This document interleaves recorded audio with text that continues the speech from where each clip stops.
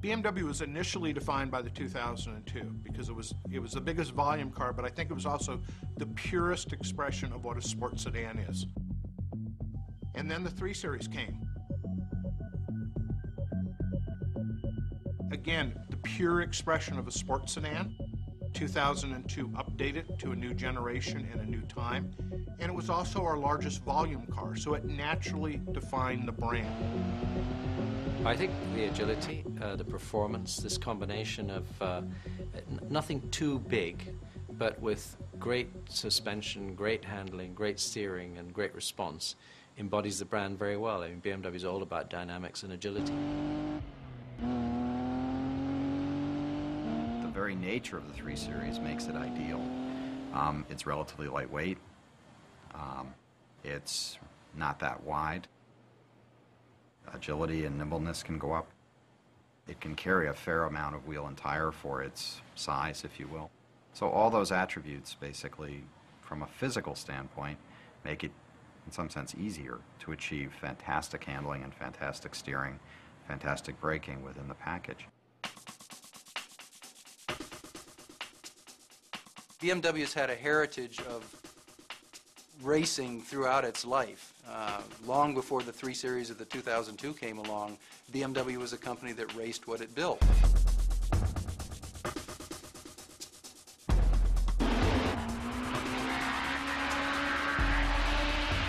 BMW had an awareness problem in 1975.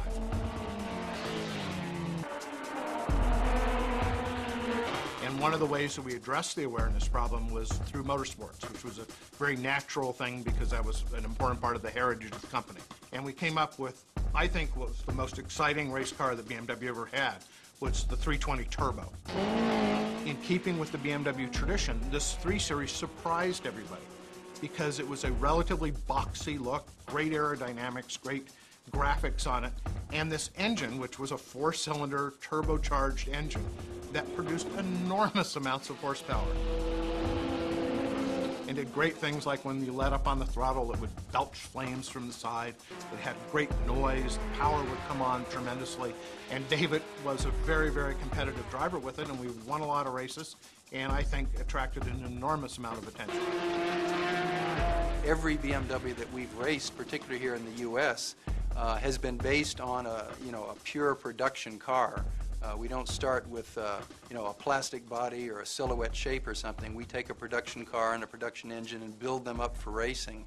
So it says a lot about the good basic engineering that exists in a BMW, that it forms this strong basis for a successful race car. So 3 Series racing is sort of, again, part of the authentic nature of the 3 Series, authentic nature of BMW.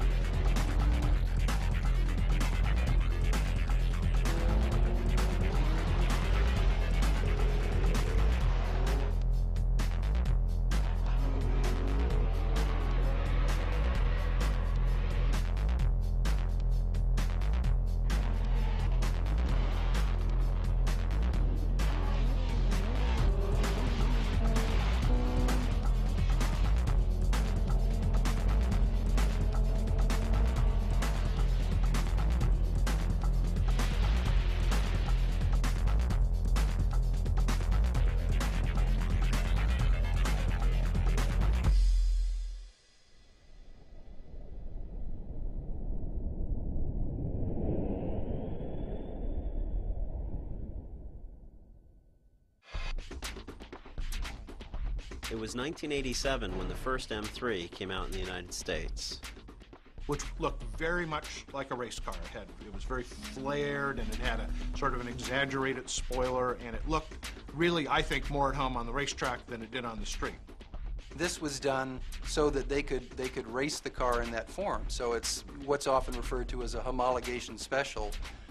where you design in some of these race car features on the street car and build it as a production car. It had an engine block which was virtually identical to the BMW F1 World Championship engine.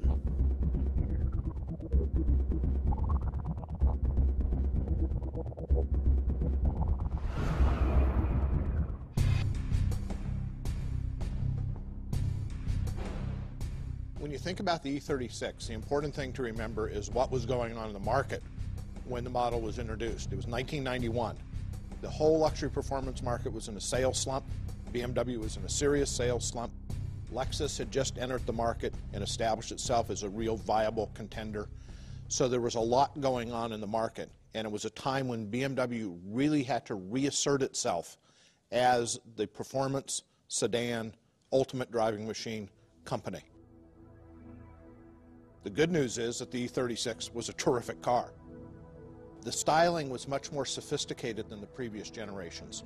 It had evolved from a real boxy style that had come from the 2002 through the first two generations of the 3 Series into more of an elegant design. And there's even some styling cues on that car, like the little spoiler line across the trunk that went on to the next generation and can even be seen in the E90. So it started to look like a more sophisticated and more subtle car. The engines got better. We had a 2.5-liter engine, dual overhead cam, new multi-link rear suspension in the car. So the sophistication continued to evolve and continued to support the ultimate driving machine positioning. We've won this huge succession of awards from Car and Driver, with the 3 Series being one of the 10 best cars for 14 or 15 years. And it really started with that model.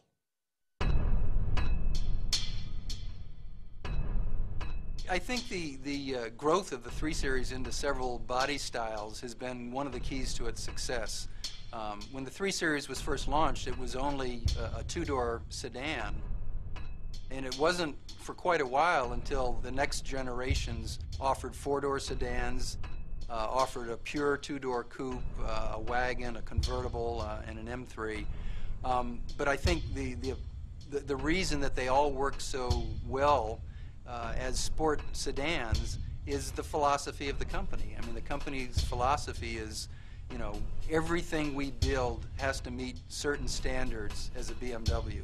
It has to deliver a certain performance, a certain feel, a certain driving experience. So we're not going to take, you know, a winning combination that's in a 3 Series and build, say, a wagon off of it that would be more luxury oriented.